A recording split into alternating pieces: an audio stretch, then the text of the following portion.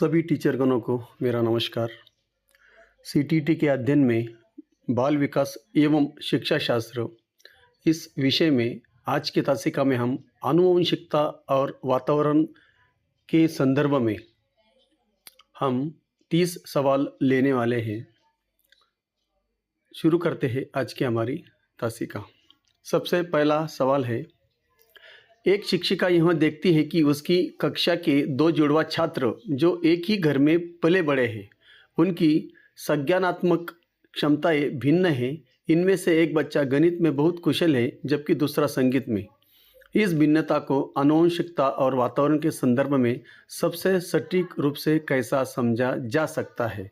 तो यहाँ पर हमें 4 पर्याय दिए हैं, चारों पर्याय को देखेंगे हम। तो सबसे सटीक पर्याय है प्रतिक्रिया की सीमा सिद्धांत। तो यहाँ पर सबसे आखिरी पर्याय जो है प्रतिक्रिया की सीमा सिद्धांत, इस सवाल का सही जवाब होने वाला है, क्योंकि यह सिद्धांत बताता है कि आनुवंशिकता एक संभावित सीमा निर्धारित करती है और वातावरण उस सीमा के भीतर विकास के स्तर को प्रभावित करता है। इसलिए पर्याय क्रमांक डी इस प्रश्न का सही जवाब है। आगे बढ़ते सवाल 2 की तरफ। आनुवंशिकता और वातावरण के अंतःक्रियात्मक संबंध के बारे में निम्नलिखित में से कौन सा कथन विकास के संदर्भ में सबसे जटिल और सटीक व्याख्या प्रदान करता है। तो यहाँ पर 4 पर्याय हमें दिए हैं, चारों पर्याय को देखेंगे। तो पर्याय क्रमांक सी देखिए, जिन और वातावरण अटूट रूप से गुंथे हुए हैं। तो इसका कारण यह कथन प्रकृति और पोषण के गतिशील संबंध को दर्शाता है, जहां यह पहचानना कठिन है कि एक का प्रभाव कहाँ समाप्त होता है और दूसरे का कहाँ शुरू होता है। इसलिए पर्याय क्रमांक सी इस प्रश्न का सही जवाब है। 3 की तरफ बढ़ते हैं।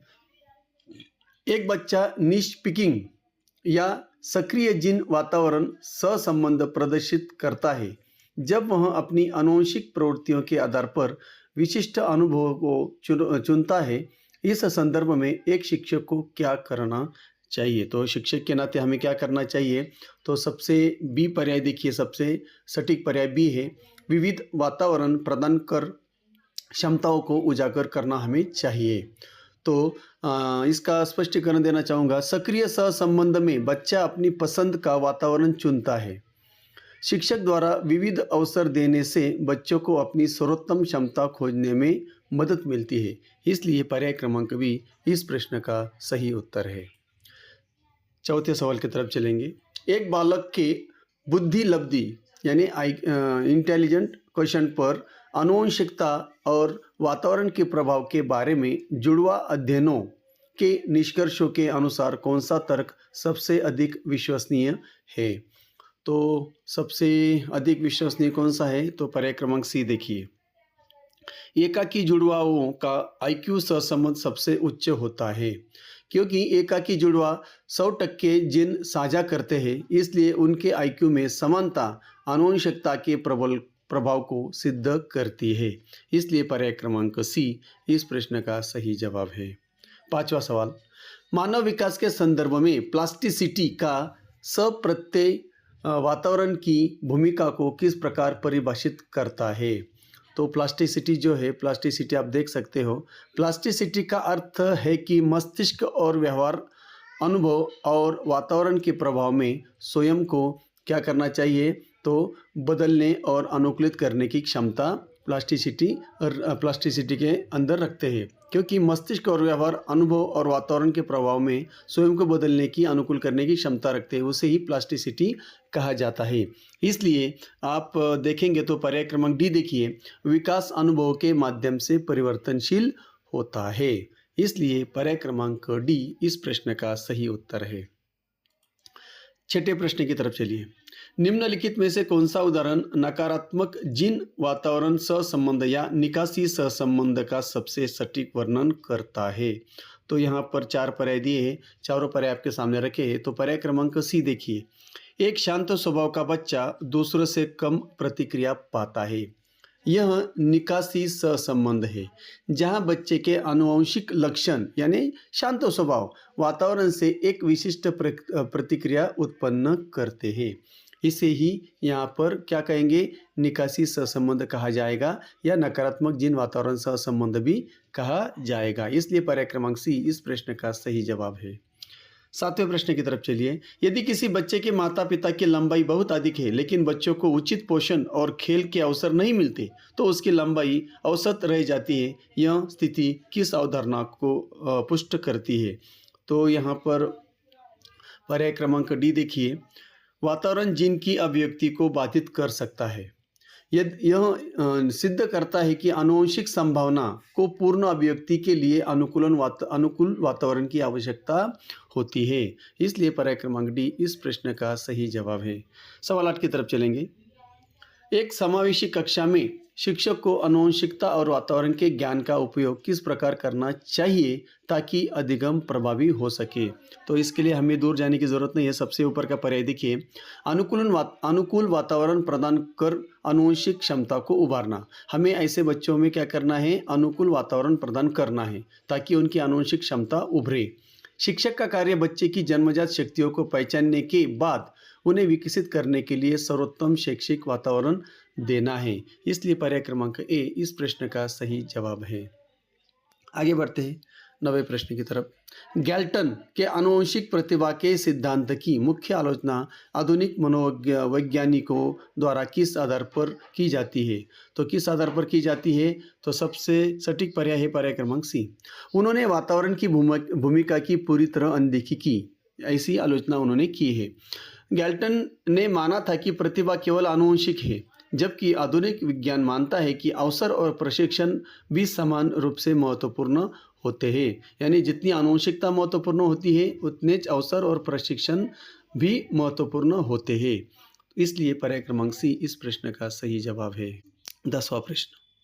प्रकृति पोषण विवाद यानी न्यूटर और नेचर जो विवाद है उसमें प्रकृति शब्द निम्नलिखित में से किसका प्रतिनिधित्व करता है? तो 4 पर्याय आपके सामने दी है। पर्याय क्रमांक सी देखिए, जैविक विशिष्टताएं और आनुवंशिक सूचनाएं।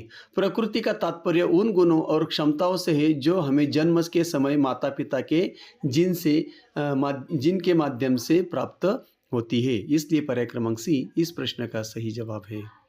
11वां प्रश्न देखिए, मानव विकास के संदर्भ में कैनलाइजेशन की प्रक्रिया क्या दर्शाती है? किसे कैनलाइजेशन कहते हैं? तो यहाँ पर आपके सामने 4 पर्याय दिए हैं। पर्याय क्रमांक सी देखिए, आपके समझ में आएगा। कुछ गुणों का विकास वातावरण से अप्रभावित रहता है।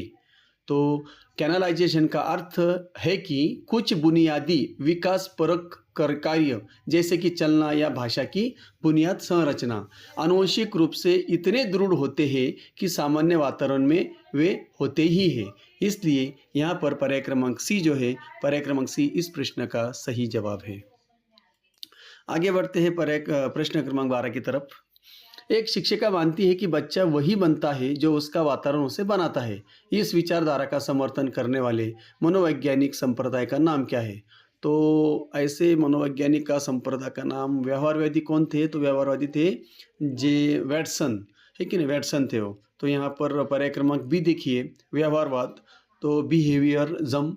व्यवहारीवादी जो वैटसन थे मानती थी कि वातावरण ही व्यवहार का एकमात्र निर्धारण है और वे आनुवंशिकता को नकारते थे। तो पर्याय क्रमांक बी इस प्रश्न का सही जवाब है। 13वां प्रश्न देखिए, आनुवंशिकता और वातावरण के बीच संबंध का वर्णन करने वाला रबर बैंड मॉडल क्या सुझाता है?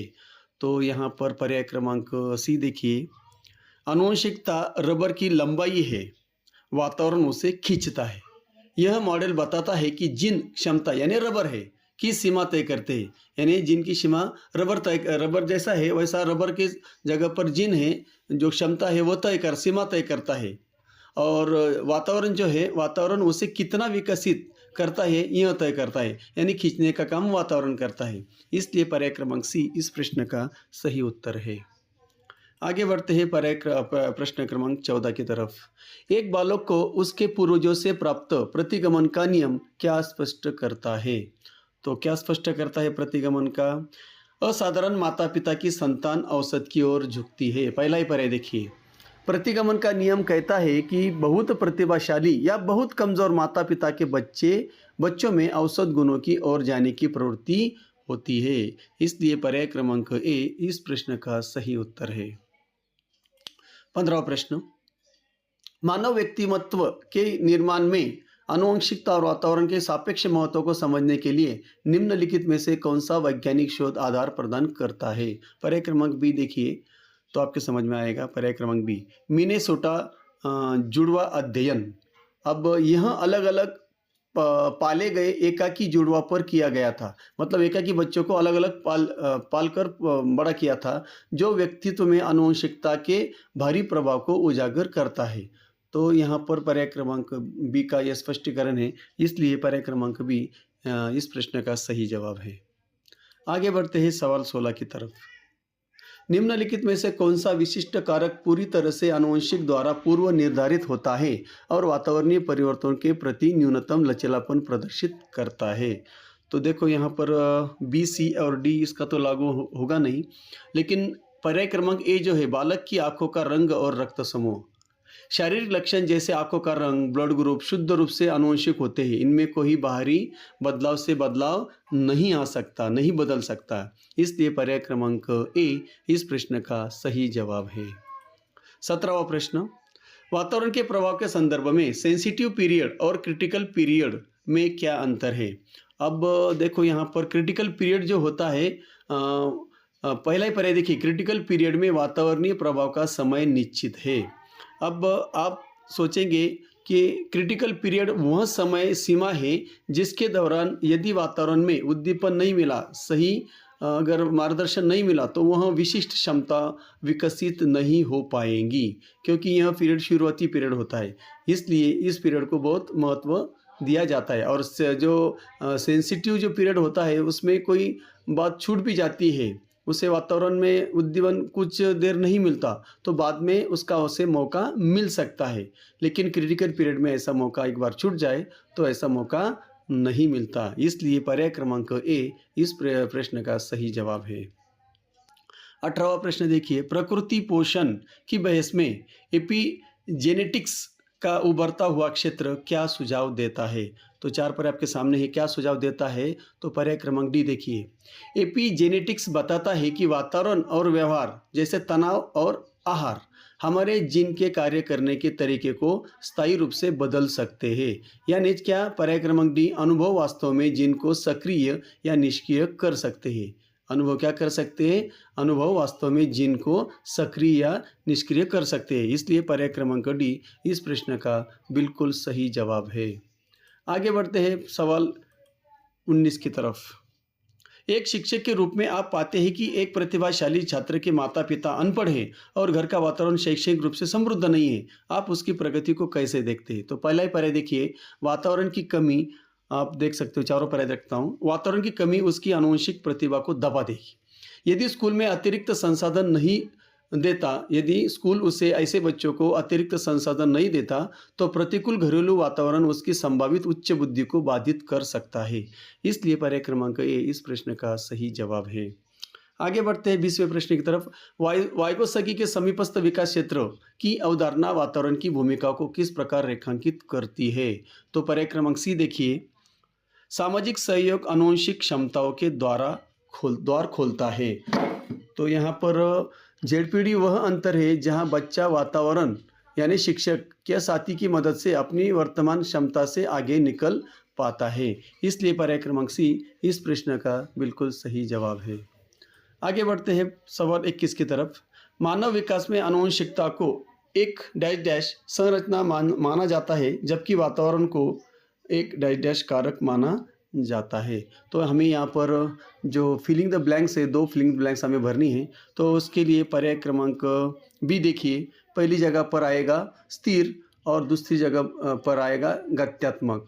आनुवंशिकता जन्म के समय स्थिर होती है, इसलिए पहली जगह पर स्थिर आएगा, जबकि वातावरण जीवन भर बदलता रहता है और विकास को प्रभावित करता रहता है, इसलिए उसे गत्यात्मक कहा जाता है। तो पर्याय क्रमांक बी इस प्रश्न का सही जवाब है। 22वां प्रश्न, यदि एक ही आयु के बच्चों के बीच बुद्धि में व्यापक भिन्नता पाई जाती है तो इसका सबसे संभावित कारण क्या हो सकता है? क्या हो सकता है सबसे संभावित कारण? तो चारों पर्याय में से पर्याय क्रमांक सी देखिए, आनुवंशिकता और वातावरण दोनों में भिन्नताएं होना। व्यक्तिगत भिन्नता के पीछे हमेशा इन दो कारकों की विविध मात्रा और उनकी अंतर्क्रिया जिम्मेदार होती है, इसलिए पर्याय क्रमांक सी इस प्रश्न का सही जवाब है। 23वां प्रश्न देखिए, बच्चों के सामाजिकरण में आनुवंशिकता की भूमिका को किस प्रकार परिभाषित किया जाता है? तो चारों पर्याय आपके सामने रखता हूँ, तो आपके सामने आएगा, सामाजिकरण में आनुवंशिकता की भूमिका को किस प्रकार परिभाषित किया जाता है? यह बच्चे के मूल स्वभाव को आकार देती है। पर्याय क्रमांक सी, बच्चा कितना मिलनसार या शर्मिला होगा, इसके जैविक आधार आनुवंशिक होते हैं जो उसके सामाजिकरण को प्रभावित करते हैं, इसलिए पर्याय क्रमांक सी इस प्रश्न का सही जवाब है। आगे बढ़ते हैं 24वें प्रश्न की तरफ। पियाजे के अनुसार संज्ञानात्मक विकास में परिपक्वता की भूमिका क्या है? तो क्या है परिपक्वता की भूमिका संज्ञात्मक विकास में? यह वातावरण से सीखने की पूर्वावस्था प्रदान करती है। पर्याय क्रमांक बी, पियाजे मानते थे कि जब तक मस्तिष्क जैविक रूप से परिपक्व नहीं होता बच्चा कुछ विशिष्ट अवधारणाओं जैसे संरक्षण को नहीं समझ सकता, इसलिए पर्याय क्रमांक बी इस प्रश्न का सही जवाब है। आगे बढ़ते हैं सवाल 25 की तरफ। वोल्फ्रे बेनर के परिस्थितिकी तंत्र सिद्धांत में मैक्रो सिस्टम का किस प्रकार के वातावरणीय प्रभाव का वर्णन करता है? तो यहाँ पर आप देख सकते हो, पर्याय चारों पर्याय मैंने आपके सामने रखे। पर्याय क्रमांक देखो, अब ये जो है तो ये मैक्रो सिस्टम है। मैक्रो सिस्टम यानी व्यापक सांस्कृतिक मूल्य, कानून और रीति रिवाज। अब मैक्रो सिस्टम सबसे बाहरी परत है जिसमें समाज की विचारधारा, संस्कृति और कानून शामिल होते हैं जो बच्चों को प्रभावित करते हैं, इसलिए पर्याय क्रमांक ए इस प्रश्न का सही जवाब है। आगे बढ़ते हैं सवाल 26 की तरफ। मानव विकास के प्रकृति पक्ष का समर्थन करने वाले मनोवैज्ञानिक अक्सर किस बात पर सबसे अधिक बल देते हैं? तो किस पर बल देते हैं? तो पर्याय क्रमांक बी देखिए, मस्तिष्क की आंतरिक वायरिंग और डीएनए कोडिंग। तो यहाँ पर प्रकृति के समर्थक मानते हैं कि हमारे व्यवहार का ब्लूप्रिंट हमारी जैविक और आनुवंशिक संरचना में निहित है, इसलिए पर्याय क्रमांक बी इस प्रश्न का सही जवाब है। 27वें प्रश्न की तरफ चलिए।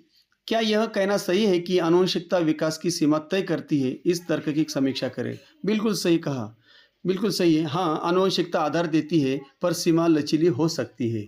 आनुवंशिकता एक रेंज प्रदान करती है, एक समृद्ध वातावरण व्यक्ति को उस रेंज के उच्चतम बिंदु तक ले जा सकता है, इसलिए पर्याय क्रमांक भी इस प्रश्न का सही जवाब है। 28वां प्रश्न, लड़कों का आक्रामक होना और लड़कियों का कोमल होना अक्सर समाज द्वारा प्रकृति माना जाता है। लिंग विकास के संदर्भ में इसकी सही व्याख्या क्या है? तो यह लिंग रूढ़िवादिता और सामाजिक वातावरण का प्रभाव है। पर्याय क्रमांक ये। अब समाज बच्चों को उनके लिंग के आधार पर अलग अलग व्यवहार करना सिखाता है। पोषण, इसे पोषण कहा जाता है, जिसे अक्सर गलती से प्रकृति मान लिया जाता है। तो पर्याय क्रमांक ए इस प्रश्न का सही जवाब है। 29वां प्रश्न, बुद्धि पर हुए शोधों में फ्लिंट प्रभाव क्या दर्शाता है जो वातावरण की शक्ति को सिद्ध करता है? तो सबसे ऊपर का पर्याय देखिए, पर्याय क्रमांक ए, बेहतर पोषण और शिक्षा से औसत आईक्यू में वृद्धि हो रही है। फ्लिंट प्रभाव दिखाता है कि पिछली शताब्दी में वातावरण में सुधार के कारण विश्व स्तर पर आईक्यू स्कोर बढ़े हैं, इसलिए पर्याय क्रमांक ए इस प्रश्न का सही जवाब है।